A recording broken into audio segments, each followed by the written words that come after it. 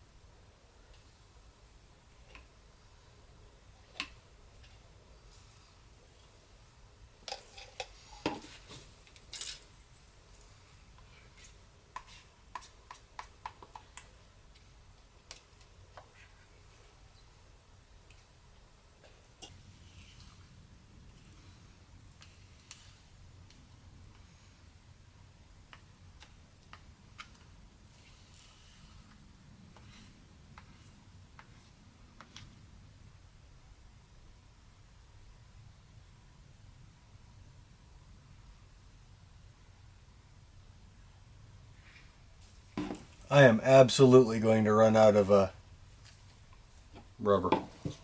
That's alright. I'll pour half the mold, then pour the other half tomorrow when I pick up more.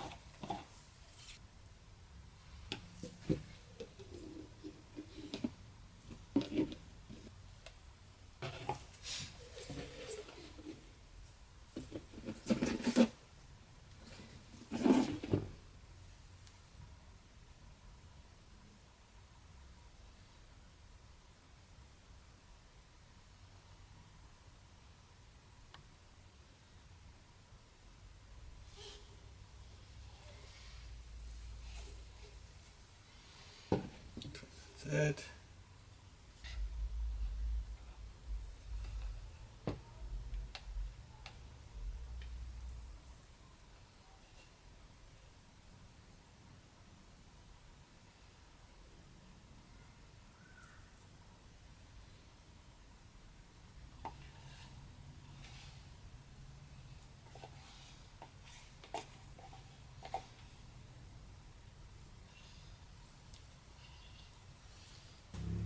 So I do not have enough rubber to fill this cavity. What I do have is a few old molds that I'm no longer using. And I'm going to use positive displacement to just add that little bit extra we need to hopefully fill the rest of this mold. I do have to move a little quick because, you know, it may not set up instantly, but, you know, it will set up pretty quick. This type of rubber will bond to this type of rubber, so shouldn't be a problem. I say optimistically. Cutting, putting. Hopefully it is just enough displacement that there's enough to cover the whole thing. We'll find out. We may be lucky. Or it's just enough that's not going to work. So I'm trying very, very, very carefully to not hit my solid, or my buck I mean. But I made this mold with about an inch all the way around, so I should be able to fill a good chunk of that. We may have just enough. I'm going to have to be real careful when I cast this to make sure that this is flat. So I was at the store picking this stuff up. This is referred to as a trial size, by the way. I'm like, So, do you have anything that's in between the trial size and the big size? You know, the huge one? He goes, yeah, 2 trial sizes. I'm like, that's a fair statement. Believe. That's all I can do. Just walk away. 6 hours. We'll see what happens, right? I'll see you then. Cured. But that's real thin. I could let it go. I'm sure it'll be fine.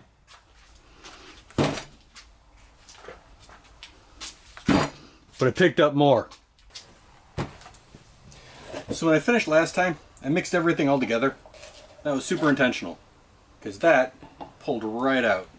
So that's why I kind of boxed everything, so all of the loose rubber would just be easy to pull out.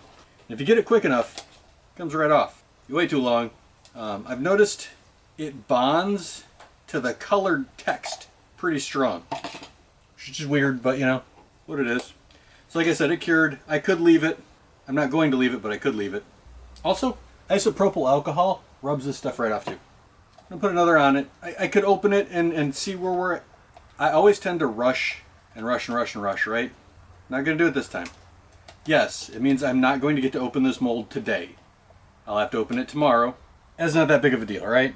I made it this far. Waiting a little longer to make sure everything is done correctly is the right way to go. So I'm just going to add probably 8 more ounces, 4 of each. Like I said, I bought up a couple extra because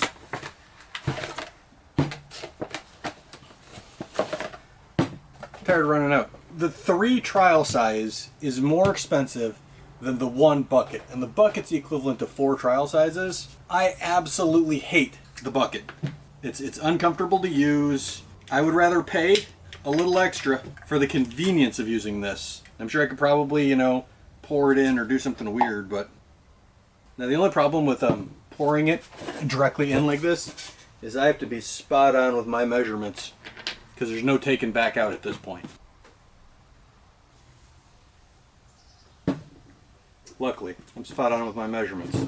I also picked up more knives, but they're in the house, so I'm not going to worry about it. It's like 1 billion degrees here in the Chicagoland area. It's hot. So, I'm just going to dump this on top. Normally, you don't really have to worry about it, but sometimes it doesn't quite bond well enough and you get delamination. So put a bunch of just little cut marks, because there could be dust particulate or anything in the air that could cause this to not bond properly. So I'm giving it a mechanical bond as well as a chemical bond. I probably don't have to, but that's what I'm doing. So this isn't a lot. It's only going to add probably 1/4 inch. I am slightly worried about it, so I probably should. Alright, so I'm now going to let this whole thing level out. Oh, one key takeaway though. Not a single drip came out through the foil tape. Foil tape's pretty inexpensive, so I may be using foil tape way more often. I had a lid for this. I have no idea where I put that. It's not a good lid. So now I leave this for another 6 hours, which means sometime tomorrow, probably after work. Should be done. It's fantastic. Except one thing, I made a mistake. Not a huge mistake, but a mistake nonetheless. It's not a non-recoverable mistake is more important. Let's see how this turned out. So far it's way better than hot glue. And it did stop it from leaking. I should mark this so I know how it goes back together.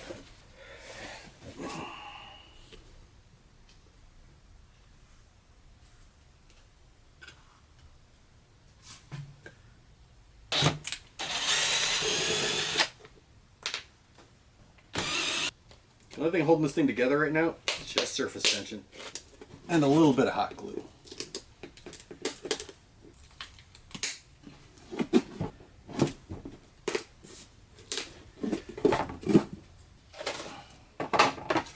I didn't leave myself a return. But let me trim this up first, then I'll explain. So this is what I meant by return. Right? The edge of the mold is right there on the edge. So if I try to cast this way, it's all going to pour out. So what I need to do is put a block here and add more resin. So I have something to stop the when I do my casting. The reason I didn't do it in the first place, because resin's expensive, or rubber's expensive, right? These two things, almost $100. It's pricey. I am not sponsored. Even if I were, most of us aren't. I use this product because I believe in this product. But, like I said, it's a bit pricey. So I'm going to glue a few blocks to raise everything up, and I'm going to pour another layer because it's the right thing to do. It's annoying, but it is the right thing to do. Here we are, right? Just going to fill that in a little bit, not even too terribly much, and we'll see where we're at. Hopefully, it doesn't all pour into here. If it does, I can cut it out, but this is solely because I did not mix up enough resin the first time. I'm going to do the same, probably 6 ounces. 3 and 3. I'm going to mix in this cup. The nice thing about the rubber is it comes right out. Hopefully, honest and for true, this is the last time we have to mix resin. Rubber. We'll find out together. Had I just bought 2 of these to start, I wouldn't be doing this right now. This may even be too much, because I'm just doing around the edge there. And it's hot today, so it's going to flow well. It's in the triple digits in the Chicagoland area. Roughly 100 degrees Fahrenheit. It's like 103 to be exact. And oh my goodness, is that hot. For those of you who don't understand the difference between Celsius and Fahrenheit, Celsius is how water feels, right? Freezes at 0, melts at, or boils at 100. So comfortable Celsius is about 50. You know, not too hot, not too cold. Fahrenheit is how the temperature feels for people. Most people want to be 75% warm. So 100 is real warm. It's not terrible, but it's warm enough that I find it very uncomfortable. I used to be a desert creature, and I put on a couple extra pounds. That makes a huge difference all of a sudden. Since I'm not really worried about capturing any detail, I'm just going to pour it.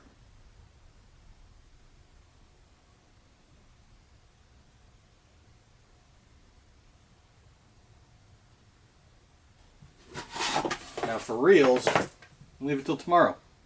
Tomorrow I should be able to pull everything out and cast it. Oh my goodness. Today is definitely a Speed Tugman kind of day. Alright, see where we're at. Everything is cured. We'll take everything apart first. I was going to try and peel it out, but I think we should take everything out. I'm really digging this foil tape.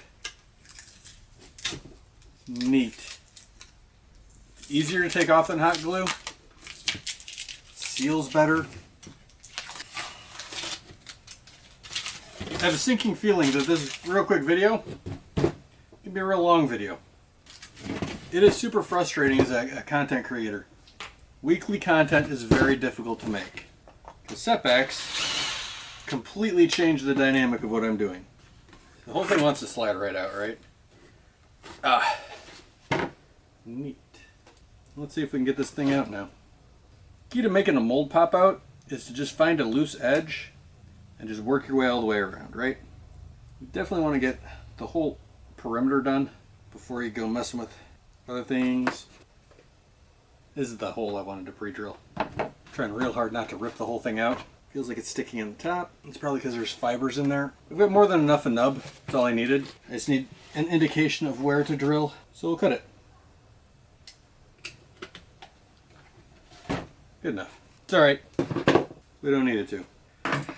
So I've got a little bit of flashing along the edge here. I'm going to trim that up and we'll get to casting. I don't necessarily have to put all of the screws back in. I'm going to, but I don't need to. So let me pull this up so we can talk about a couple things real quick. You see how there's a lip here? That's what I meant by return. So I can hold it like this and the resin isn't going to all flow out. It's going to stop right there. I wanted to make sure there was enough all the way around that I had a nice solid edge. But let's get to casting. A and B. A and B. Mixing cup, new knives. It's always something. Though if I'm completely honest, the day everything goes well and nothing goes weird, I start worrying. These things going wrong are kind of part of the thing, right? It's the process. So the first one's going to be just resin. I'm not putting any fiber mat in. It's just going to be resin. Pour the B in because it's more viscous. You have to mix way less than you think you do, by the way. I think the directions say like 5 minutes or something stupid like that. Just enough to get everything incorporated. So do a slush cast. Not worried about anything. Not worried about bubbles. At this point, bubbles don't matter. Make sure everything is covered.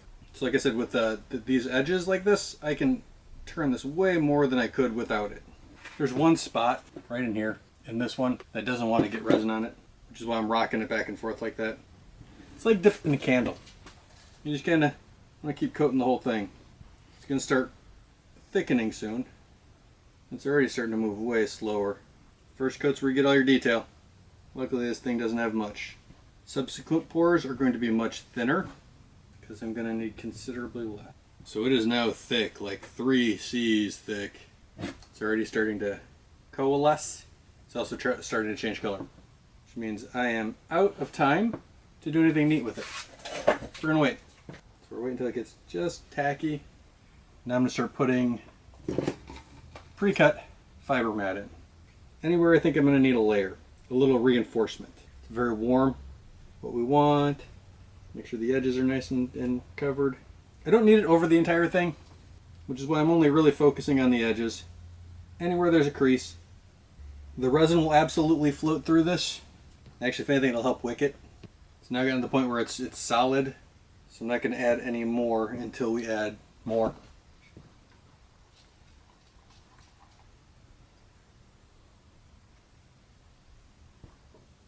I want a nice solid piece across the front.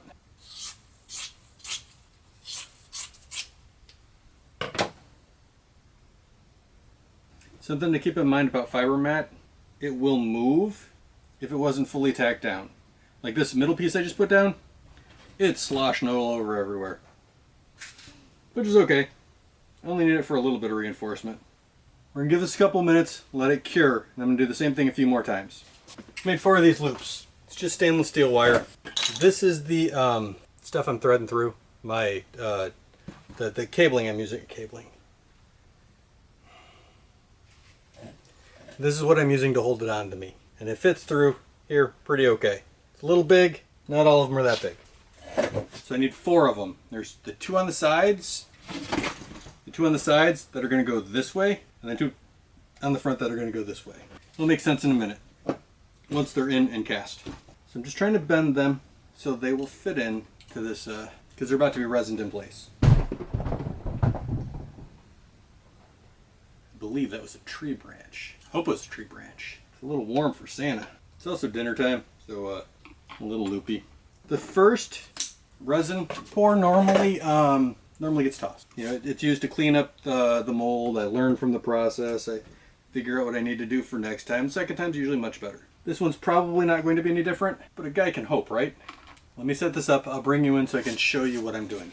So it'll probably make way more sense if you can see it. All right, so the strap is going to come around my waist, around my neck, and then connect back together. So these need to get resined in place to hold everything still. I hope that makes sense. If not, that's where we're at. I'll leave you on. What the heck. So I don't need too much for this, because the thing's already super heavy. So most of this isn't going to actually, you know, bond. Just need it to bond enough. This one I believe is fully submerged. The other ones, we'll see. Now we wait. Not very long, but it is dinner time, so you wait out here. I'll wait inside. Nice thing about this resin, we can see exactly what set and what didn't. I'm gonna do the same thing for these 2. I'm just gonna pour a little more. Should completely cover everything. And then I'm gonna do the same thing here. I'm gonna tip it so it all pulls here. You don't need to watch that. I'm gonna do a couple more. Well, I did 1 more. Everything seems pretty encased. I think it's good. Part of me wants to do 1 more, but I think it's good. I think that would be overkill. I think we're ready to pull it and see what we got. This is exciting. This is the last piece to my last piece to my pilot I need. I've got everything else. We haven't done a video on flak vests. I hate them, but we'll get there. It's nice to knock another piece off of the kit. Peel everything as best we can. Let's see what we got. Well, that popped out remarkably well.